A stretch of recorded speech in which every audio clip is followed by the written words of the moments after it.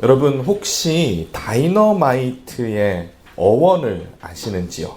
이 다이너마이트는 노벨상으로 유명한 알프레드 노벨이 발명한 폭약입니다. 최초의 고형 폭탄입니다. 이 다이너마이트 어원, 그리스어로 다이나미스에서 따온 것인데 힘, 능력이 그 뜻을 가지고 있습니다. 저는 실제로 이 다이너마이트의 힘을 느껴본 적이 있습니다. 제가 노스캐롤라이나 랄리에서 목회를 할 때였는데 이 교회 근처에 숨어있는 채석장이 있었습니다. 평소에는 눈에 띄지 않아서 그냥 지나치는 장소였습니다. 근데 가끔 이 돌을 부수는데요, 다이너마이트를 쓰는 것 같아요. 한번 터지면 그 일대가 지진이 나는 것처럼 막 흔들립니다. 정말로 많이 흔들려요. 그냥 다이너마이트의 힘은 우리가 상상하는 이상으로 큽니다. 저는 영어 단어 중에 breakthrough라는 표현을 참 좋아합니다. 한글로는 돌파하다라는 뜻인데, 이 다이너마이트가 터널을 뚫거나 혹은 광물을 채굴할 때 사용하는 큰 힘인 것처럼 영적으로 우리에게 막힌 곳이 있다면 그곳에 이 브레이크트루가 일어나야 합니다. 그렇다면 오늘 이 말씀을 통해서 함께 생각해 보기 원하는 것은 이러한 돌파를 이루는 브레이크트루가 일어나는 영적인 다이너마이트는 어떤 것이 있을까요? 무엇이 영적인 다이너마이트일까요? 제가 최근 관심을 가지고 리서치를 하는 한 공동체가 있습니다. 여러분 들어보셨는지 모르겠는데 모라비안 교회입니다.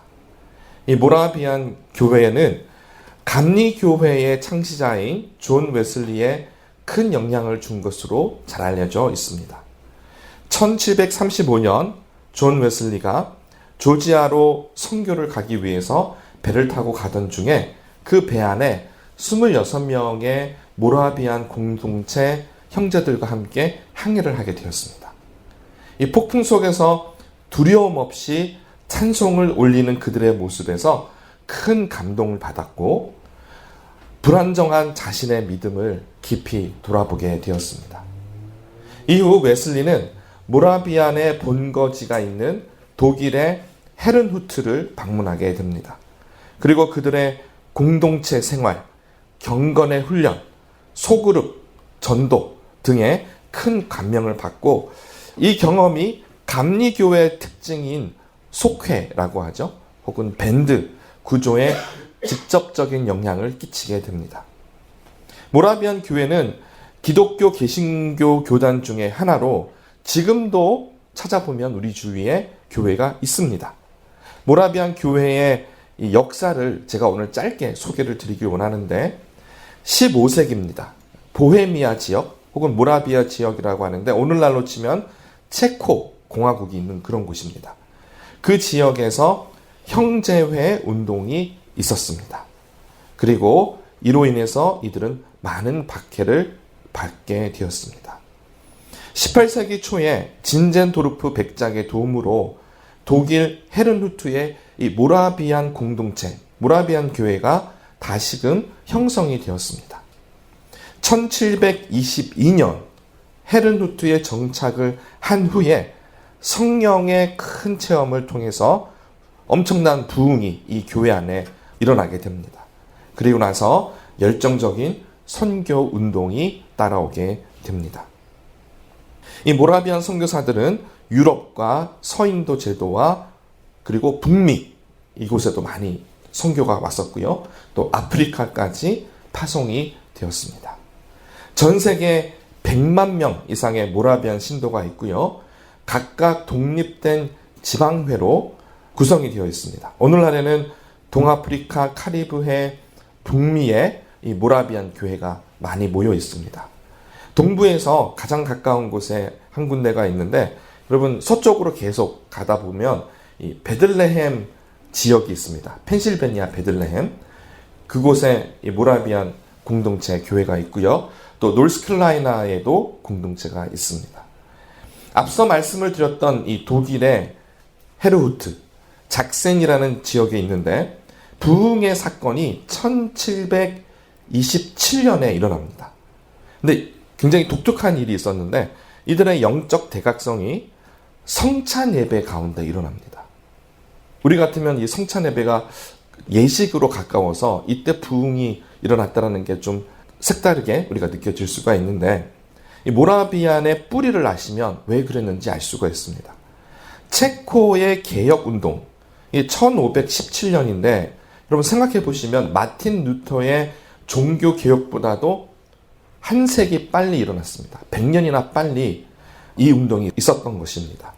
그러니까 체코 지역 보헤미아에서 개혁운동이 1415년에 얀 후스라는 분을 통해서 시작이 되었는데 결국 이 얀 후스는 공의회, 그 당시에 있었던 그 카톨릭의 공의회에 의해서 화형을 당하게 됩니다.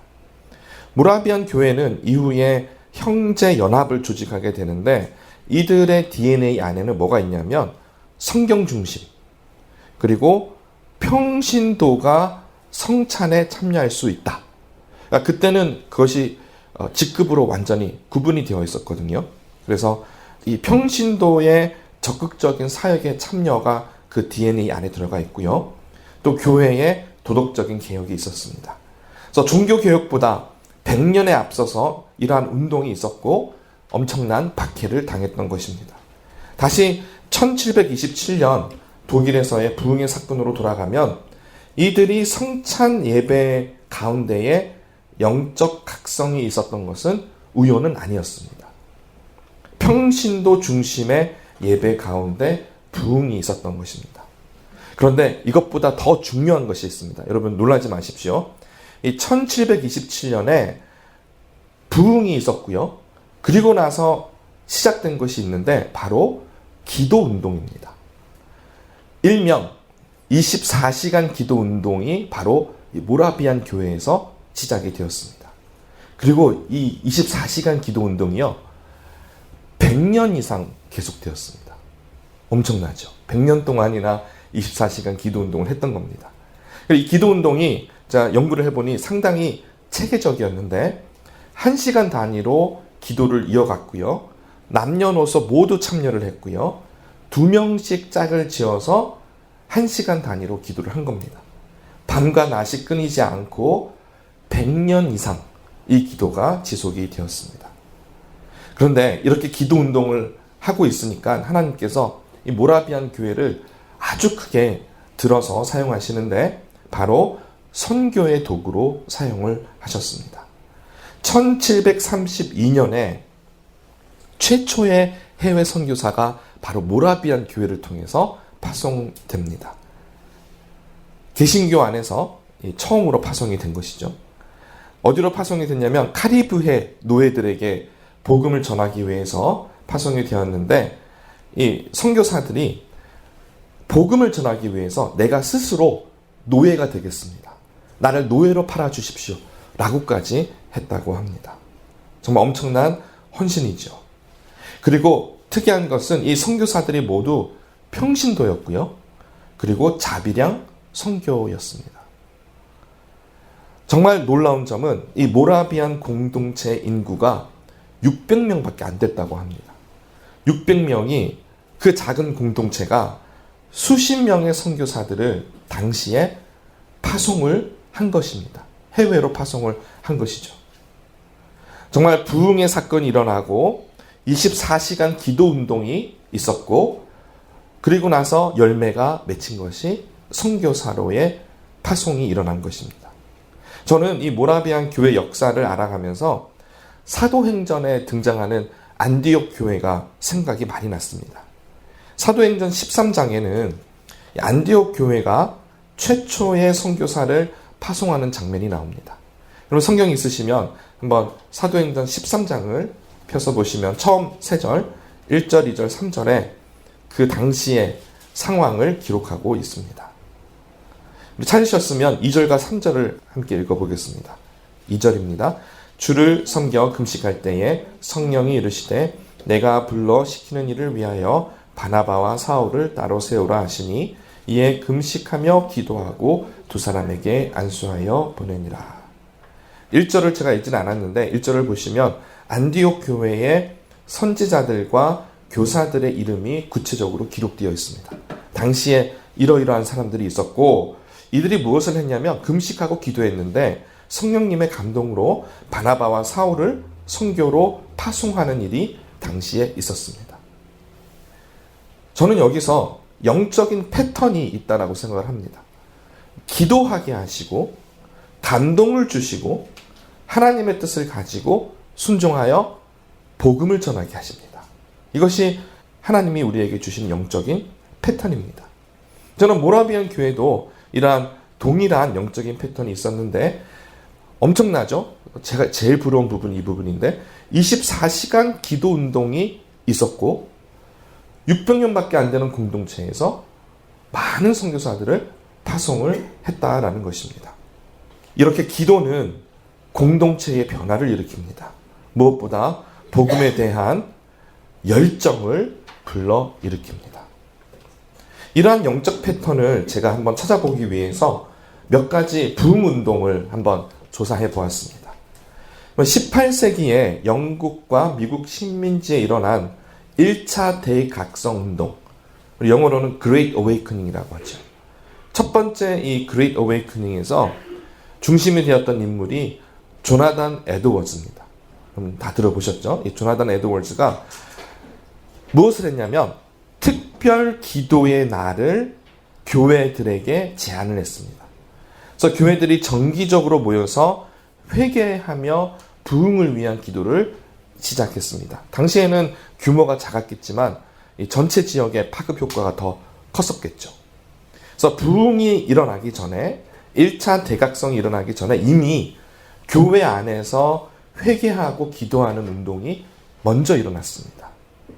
또 2차 대각성 운동, 19세기 초에 미국에서 있었던 그레이트 어웨이크닝은 찰스 피니가 이제 이끌었는데 이 집회가 있기 전에 전 지역별로 기도 모임을 조직했습니다.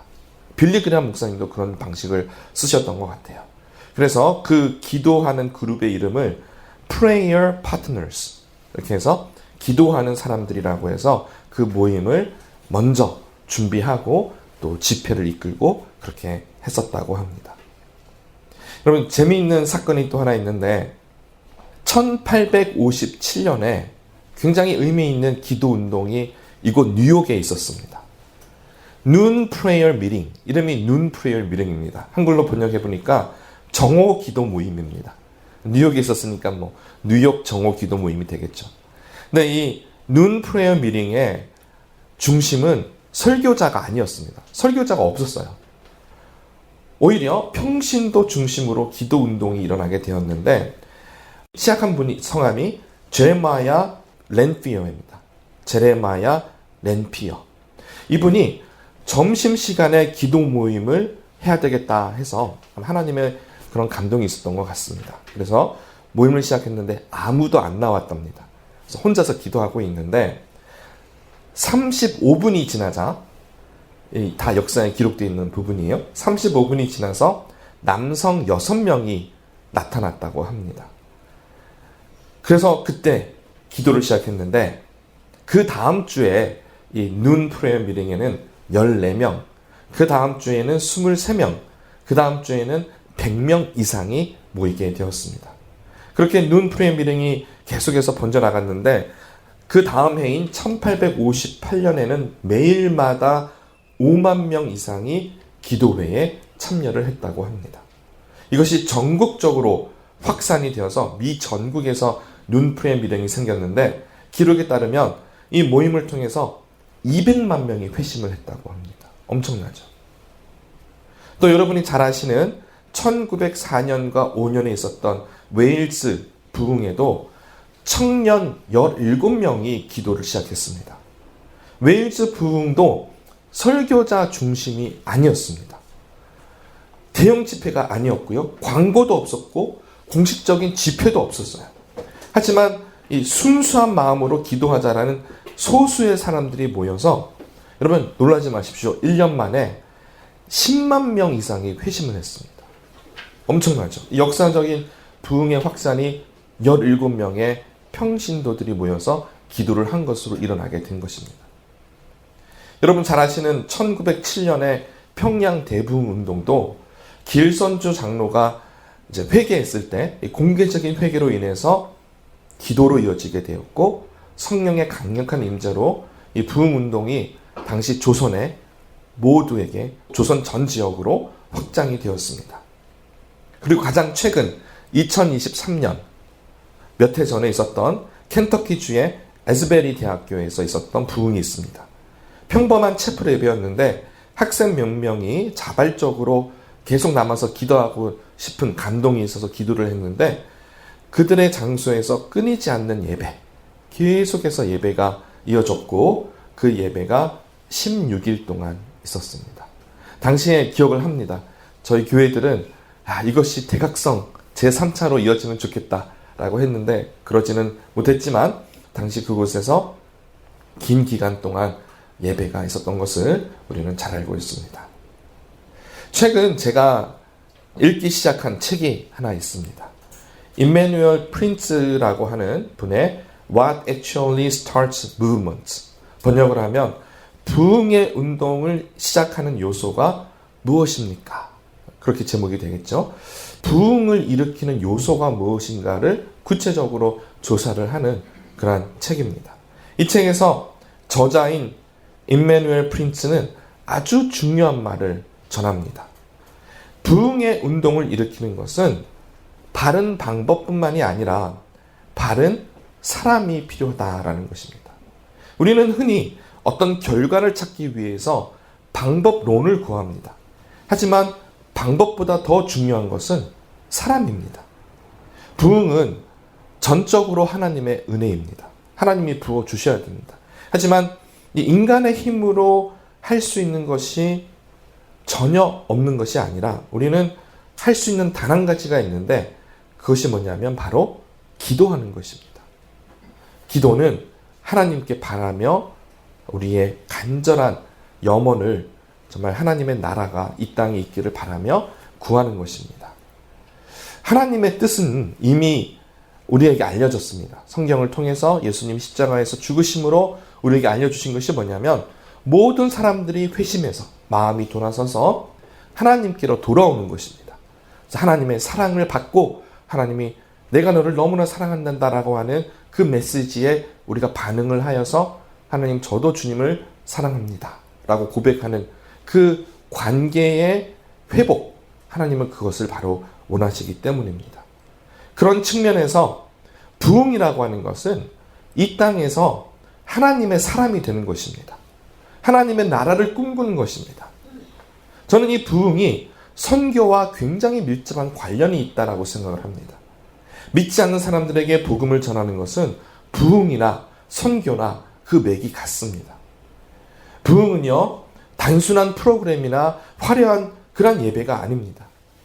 부흥은 한 사람이, 한 개인이 회심해서 하나님께로 돌아가는 과정이 부흥입니다. 교회의 성장이나 교세의 확장이나 그런 것들이 부흥 혹은 선교의 목적이 되어서는 안 됩니다. 저도 한때는 이 부흥이라는 단어에 대해서 굉장히 회의적일 때가 있었습니다. 교회 성장이라는 이름 아래서 부흥이라는 것이 교회 교인의 숫자가 늘어나는 것, 그것을 위해서 프로그램을 돌리고 어떤 행사를 하고 이런 것들을 가지고 부흥이라고 한다면 나는 정말 부흥이 별로 좋지 않다, 이렇게 생각을 하기도 했습니다. 하지만 부흥은 그렇게 값싼 것이 아닙니다. 부흥은 하나님의 나라를 꿈꾸는 것입니다. 하나님의 통치, 만왕의 왕이시고 만주의 주가 되시는 그 하나님께서 우리의 마음을 주장하시도록 열어드리는 것, 그것이 한 영혼에게 일어나는, 한 개인에게 일어나는 부흥입니다. 그리고 그런 하나님을 사랑하는 사람들이 많아질 때 우리는 그것을 부흥의 역사라고 말할 수 있는 것입니다. 오늘 본문 말씀은 우리가 너무나 잘 아는 말씀입니다. 에크로놈이죠. ask, seek and knock. 그래서 영어로 ASK인데 똑같이 붙이면 ask가 돼요. 그래서 그렇게 저는 외웠는데, 구하고 찾고 두드리면 하나님께서는 반드시 그 기도에 응답을 하시겠다 약속해 주셨습니다. 너무나 귀한 감사의 말씀입니다. 하나님의 약속입니다. 우리 9절과 10절을 함께 읽어볼까요? 우리 오늘 본문 누가복음 11장 9절과 10절을 봅니다. 내가 또 너희에게 이르노니 구하라 그러면 너희에게 주실 것이요 찾으라 그러면 찾아낼 것이요 문을 두드리라 그러면 너희에게 열릴 것이니 구하는 이마다 받을 것이요 찾는 이는 찾아낼 것이요 두드리는 이에게는 열릴 것이니라. 근데 저희가 이 ask, seek and knock 구하고 찾고 두드리는 이 구절을 바라보면서 개인적인 어떤 상황을 해결하는 데 많이 적용을 합니다. 물론 그것도 하나님이 기쁘시게 응답을 해 주십니다. 그런데 저희가 좀 더 성숙한 신앙인이라면 이제는 내 개인적인 상황을 해결하기 위해서 구하고 찾고 두드리는 것, 그런 기도만 드리는 것이 아니라 이제는 주님께 주님, 제가 하나님의 뜻을 이 땅에서 이루며 살아가겠습니다. 라는 그 기도의 제목으로 우리가 구하고 찾고 두드리면 어떨까 생각을 해보았습니다. 우리 13절, 오늘 본문 마지막 절을 보시면은 이렇게 말씀하고 있습니다. 너희가 악할지라도 좋은 것을 자식에게 줄 줄 알거든 하물며 너희 하늘 아버지께서, 자 함께 읽습니다. 구하는 자에게 성령을 주시지 않겠느냐 하시니라. 아멘. 육신의 아버지도 자녀에게 좋은 것을 주려고 합니다. 당연한 이치예요. 부모가 자녀를 사랑하는 것은 너무나 잘 알고 있는 부분입니다. 그래서 예수님이 그 사랑을 바탕으로 우리에게 비유로 말씀을 하시면서 하늘 아버지께서 우리가 구하는 것을 주지 않으시겠느냐 그렇게 질문을 하고 있습니다. 그리고 그 구체적인 대상이 무엇이냐면 우리가 무엇을 구해야 하냐면 성령을 구해야 한다라고 말씀해 주고 계세요. 우리가 하나님의 나라를 꿈꾸고 또 하나님을 너무너무 사랑하는 그런 존재라면 이제는 하나님 성령의 역사가 먼저 내 마음 가운데 일어나기를 원합니다. 그리고 우리 교회 가운데 성령의 역사가 있기를 원합니다. 주님 주시옵소서. 구합니다. 찾습니다. 두드립니다. 성령의 충만을 저희 교회에, 저희 가정에, 그리고 저에게 허락하여 주시옵소서. 우리가 이렇게 먼저 우리를 향한 하나님의 그 계획, 성령님에 대해서 우리가 기도를 하기 시작했을 때 우리 세대 가운데 부흥의 사건이 일어날 수 있어요. 혹여나 그것이 일어나지 않는다고 하더라도 저희는 기도로 씨를 뿌리는 겁니다. 그리고 저는 이러한 부흥의 사건을 목격하기 원하지만 부흥이 일어날 때 그것은 하나님의 시간표고요. 우리가 그러면 살 수 있는 것이 하나가 있는데 바로 선교입니다. 선교는 우리가 얼마든지 주님 저를 보내주시옵소서라고 하며 할 수 있는, 그러니까 부흥과 맥을 같이 하는 선교는 우리가 시도해 볼 수 있다는 것이죠. 우리가 작은 이민교회라고 하는 현실은 진리가 아닙니다. 만약 큰 교회만 선교를 할 수 있고 주류 사회에서 백인 교회만 선교를 할 수 있고 우리는 선교를 하지 못한다라고 한다면 하나님께서는 모라비안 교회를 사용하지 않으셨을 것입니다. 역사적으로 하나님께서 부흥의 불길이 일어나게 했을 때 하나님이 사용하신 그 공동체는 소수의 사람들이었습니다. 크지 않았어요. 우리에게 정말 필요한 것은 이러한 우리의 교회의 사이즈가 작다. 우리는 그냥 이민교회다. 이런 모습으로 위축되는 것이 아니라 그 반대로 하나님 크기의 꿈을 꾸는 그 한 사람이 되겠습니다. 소수의 사람이라도 하나님의 나라를 꿈꿀 때 부흥은 일어나게 됩니다. 저는 감히 우리 교회가 그런 교회가 되게 해달라고 기도합니다. 하나님, 하나님의 나라의 꿈을 꾸는 그런 교회가 되게 해 주시옵소서. 하나님의 부흥의 운동이 일어나는데 쓰여지는 그런 교회가 되게 하여 주시옵소서. 하나님의 선교에 적극적으로 참여하며 하나님의 복음을 땅끝까지 전하는 교회가 되게 하여 주시옵소서. 사랑하는 성도 여러분, 우리 교회가 비록 작지만, 지금은 작지만, 그렇다고 해서 미래가 아니라 바로 오늘, 지금 여기서부터 우리는 부흥의 다이너마이트로 사용되어질 수 있다고 선포합니다. 우리는 부흥을 위한 그러한 브레이크스루를 일으키는 그러한 교회가 되어야 합니다.